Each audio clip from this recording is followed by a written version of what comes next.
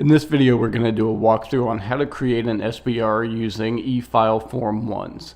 So the first thing you'll need is an electronic copy of your trust in something like PDF format. You'll also need the receiver in front of you so you can get the original manufacturer, model, and serial number from that receiver.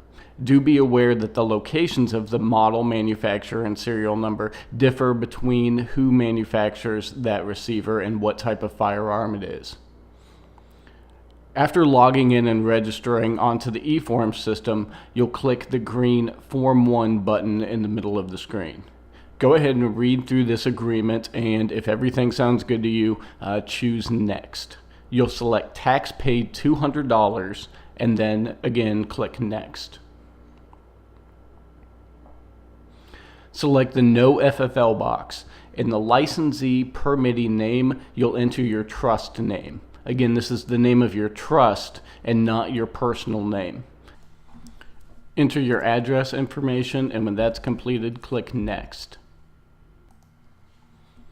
On this page, select the Add Firearm button at the top left of the screen. Select the By Manufacturer Name option and type in the original manufacturer of the firearm. It should bring up a list to choose from. If your manufacturer is not on that list, you can change the template at the top of this window to add in a new manufacturer and information. After that, click Verify Manufacturer and select the country of manufacture. Then click Next.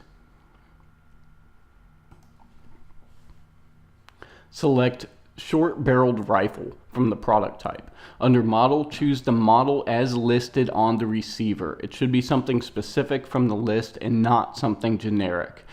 For caliber, we're going to build a 300 blackout. So in this case, we'll select 300, although you can select 5.56 or whatever relevant caliber for the SBR you're building. Unit of measure will be caliber.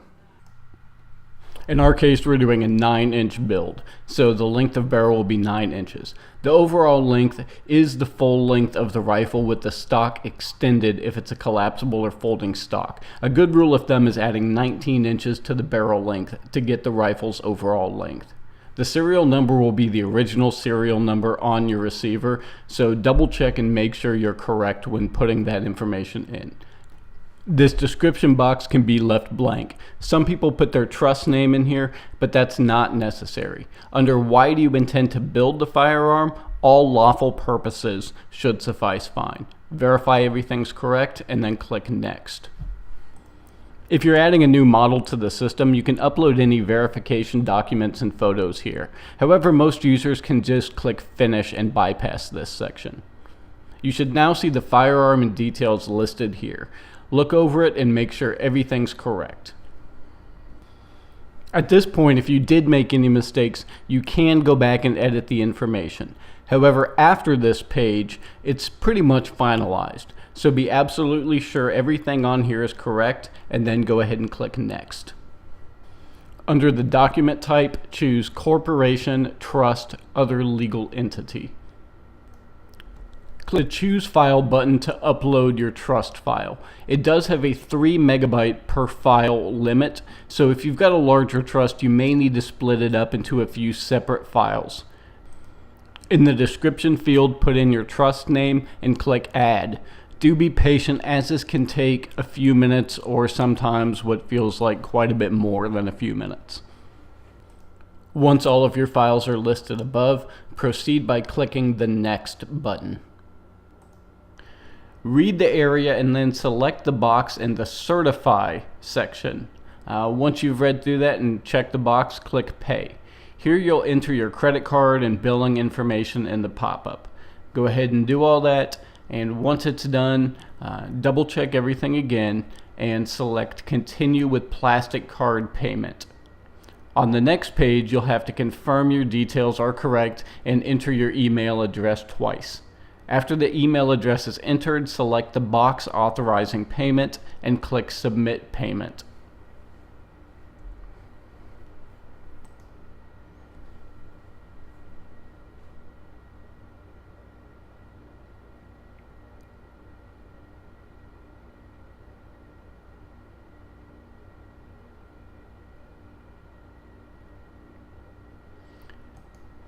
You'll get a notification when the payment has been successfully submitted. After you get that pop-up, just go ahead and close out of the pop-up with the X in the upper right-hand corner and click the Sign and Submit button. You'll be prompted for your eForms password, so type in the same password you used to log into the eForms systems and click Submit. The form's now submitted and everything is complete. You can look on the left-hand column to check the status of submitted forms, and sometimes it looks a little weird. There might be duplicate forms and things like that, but do not delete or edit these forms. Just leave it the way it is.